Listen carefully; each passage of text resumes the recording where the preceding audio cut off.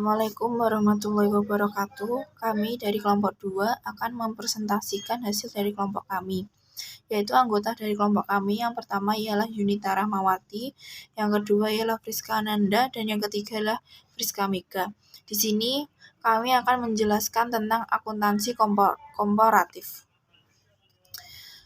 Klasifikasi diperlukan karena adanya diversitas, dan untuk memberi gambaran yang lebih jelas tentang diversitas tersebut, bab ini kami akan menjelaskan mengenai akuntansi dari sejumlah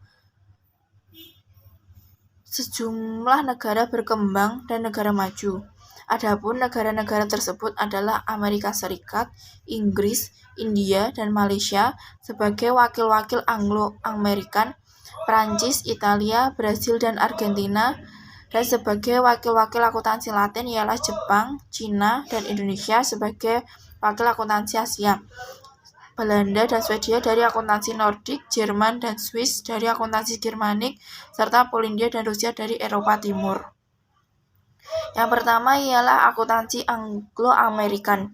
Akuntansi Anglo-Amerikan dapat ditemukan di negara-negara di mana Inggris mempunyai pengaruh kolonial yang kuat, seperti di Australia, Kanada, Hong Kong, India, Irlandia, Kenya, Selandia Baru, Nigeria, Singapura, Afrika Selatan, dan Malaysia.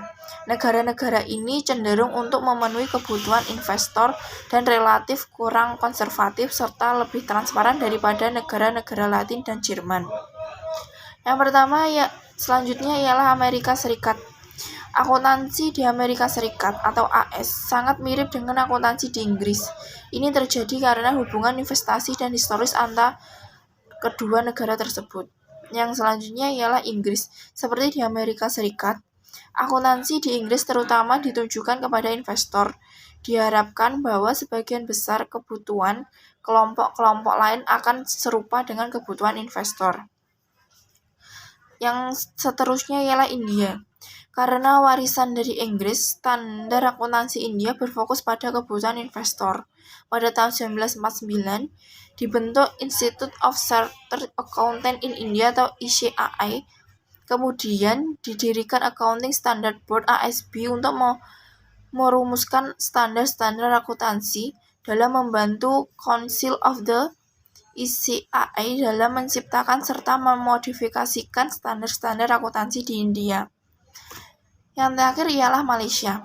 The Malaysian Institute of Accounting atau MII didirikan pada tahun 1967 sebagai otoritas regulatori profesi akuntansi Malaysia, merestrukturisasi sistem akuntansinya pada tahun 1997 dengan Financial Reporting Accounting yang menciptakan Financial Reporting Foundation dan Malaysian Accounting Standard Board atau MISB.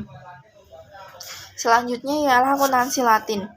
Aroma yang khas akuntansi Latin dapat ditemukan pada sejumlah negara berkembang terutama Brasil, Chili, Kolombia, Meksiko, Peru, dan Uruguay.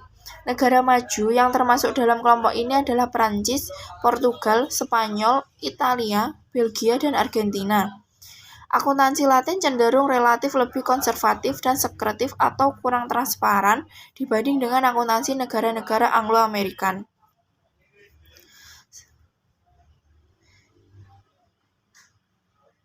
Terima kasih. Sekian dari saya. Presentasi selanjutnya akan diteruskan oleh teman saya. Baik, di sini saya ingin meneruskan mengenai presentasi, yaitu yang pertama Perancis. Seperti Jerman, tradisi akuntansi di Perancis memberikan preferensi terhadap kebutuhan informasi kreditur dan otoritas pajak, tetapi tekanan pasar internasional mendorong untuk lebih digunakannya pendekatan berorientasi investor. Yang kedua adalah Italia. Di Italia pengaruh undang-undang perusahaan dan regulasi perpajakan terhadap akuntansi adalah mirip dengan yang terjadi di sejumlah negara Eropa kontinental yang lain. Yang selanjutnya adalah ada Argentina. Secara historis, akuntansi Argentina berfokus pada pemenuhan kebutuhan kreditor dan otoritas pajak. Hukum dagang Argentina menurut perusahaan untuk memberikan laporan tahunan, dan perusahaan publik juga harus menerbitkan statement akuntansi. Selanjutnya adalah akuntansi Asia. yaitu pada tahun 1997 banyak negara berkembang di Asia yang mengalami penurunan keyakinan terhadap pasar keuangan mereka yang akibatnya oleh krisis keuangan Asia. Salah satu penyembuhan terhadap sakit Asia ini adalah dengan meningkatkan transparansi dan kualitas akuntansi dengan mengadopsi standar-standar akuntansi yang lebih tinggi kualitasnya. Selanjutnya mengenai adanya Jepang, yaitu profesi akuntansi di Jepang masih kecil dan kurang berpengaruh dalam penerbitan standar akuntansi, tetapi memberikan rekomendasi dalam aplikasi praktis regulasi akuntansi legal. Yang kedua adalah Cina. Pada tahun 1940-an, Republik Rakyat Cina ditetapkan sistem akuntansi berorientasi barat untuk koperasi-koperasi besar. Yang selanjutnya adalah Indonesia, yaitu Ikatan Akuntansi Indonesia didirikan pada tanggal 23 Desember tahun 1957. Pengurus organisasi ini yang pertama kali adalah akuntansi hasil didikan dari negara Belanda dan akuntansi alumni Universitas Indonesia yang merupakan lulusan pertama universitas di Indonesia.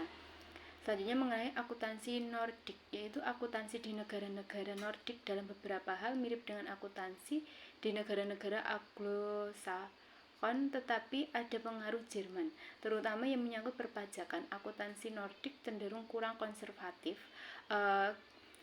dan lebih transparan daripada akuntansi Jerman dan akuntansi negara-negara Latin, tetapi belum setingkat dengan negara-negara Anglo-Saxon.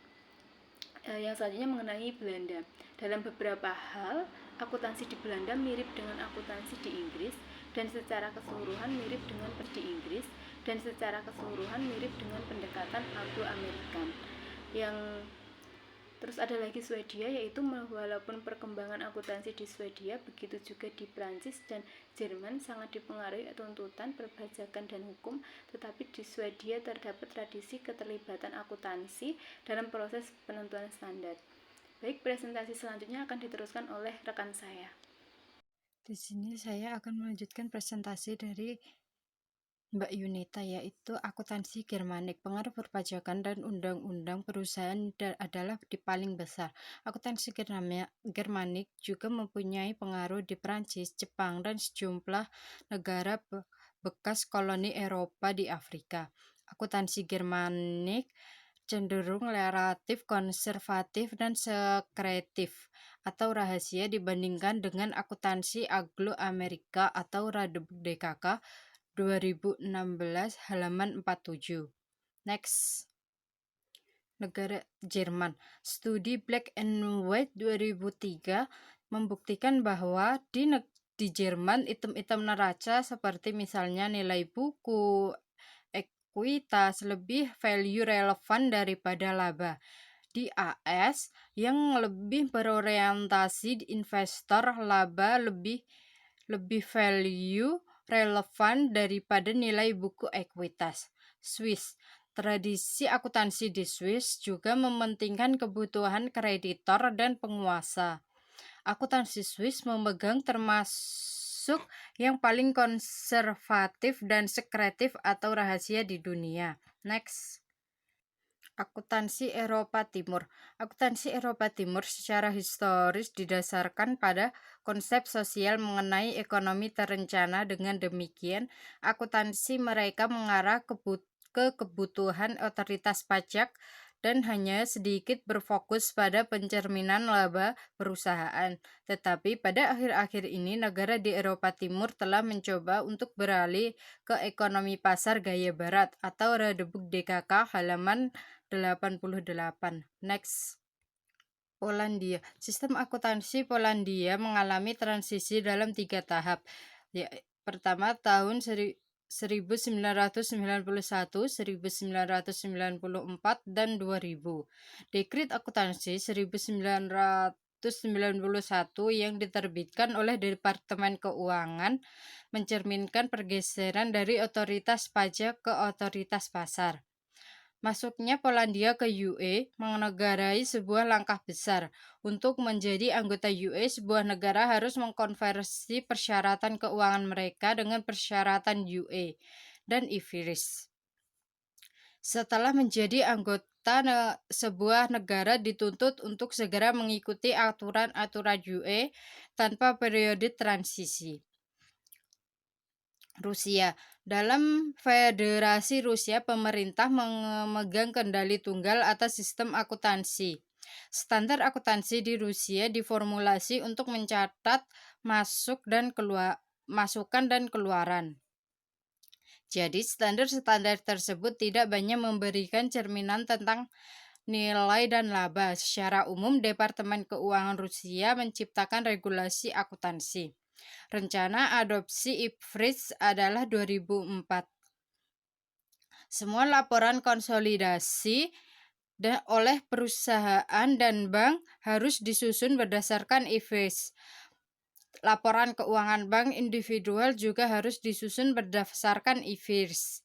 Tetapi laporan keuangan perusahaan individual harus tetap disusun berdasarkan PABU Rusia. Sekian, terima kasih. Apabila ada salah kata kami mohon maaf. Wassalamualaikum warahmatullahi wabarakatuh.